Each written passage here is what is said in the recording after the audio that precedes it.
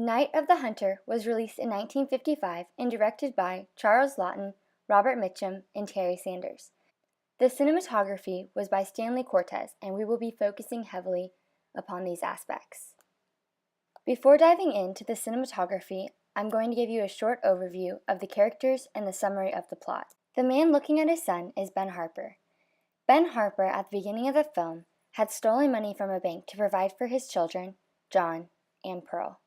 He then hides the money in Pearl's doll before he is arrested. Ben meets a man named Harry in prison, and Harry begins to try to discover where Ben had hidden the money.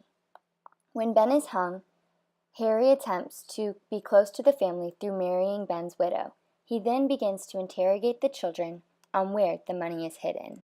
The book discusses that light is not only fundamental to the recording of images on film, but also has many important functions in shaping the way the final product looks, guiding our eyes through the moving image and helping to tell the movie story.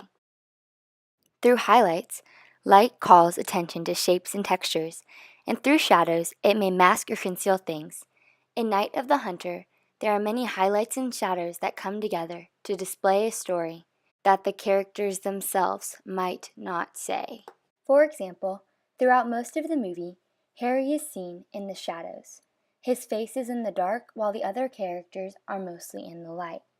This brings an eerie sense and alerts the audience to be aware. In this image, the horse and the man on the skyline is Harry trying to find the children. He is again found in the shadows. This is a prime example of when shadows bring to light something the characters do not say, but the audience can see. A repetitive shot used in the cinematography is of the children in the boat and then small animals among the shore. The first two pictured were both animals that could be easily killed out in the river. The third is a spider web and where prey is easily caught.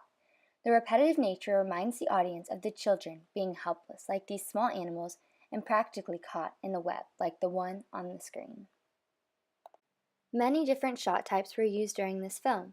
The first photo represents an extreme close-up of which is used to emphasize on Harry's hands the hate. The second photo is a medium shot. It is close enough to see the character's reaction and show emotion, but far enough to see that they are hiding and both their faces are clear in this shot. The third is far away and causes an eerie gloom to be cast as well as mystery of who this man is. Stanley Cortez is quoted to be saying, "Apart from the magnificent Ambersons, the most exciting experience I have ever had in the cinema was with Charles Laughton on The Night of the Hunter. Every day I consider something new about light, that incredible thing that can't be described. Of the directors I've worked with, only two have understood it, Orson Welles and Charles Laughton." Speaking of Orson Welles, Kristen Thompson and David Bordwell were quoted discussing specific film techniques used by Orson Welles in Citizen Kane. This included looming sets and low angles. In the picture on the screen, Citizen Kane is shown from a low angle to make him appear more threatening and powerful. In this next image, Harry is shown looking down at John, giving him a sense of superiority and power as well. Both of these images are used with low angles to enhance the individual's power and superiority to an audience member without actually saying anything.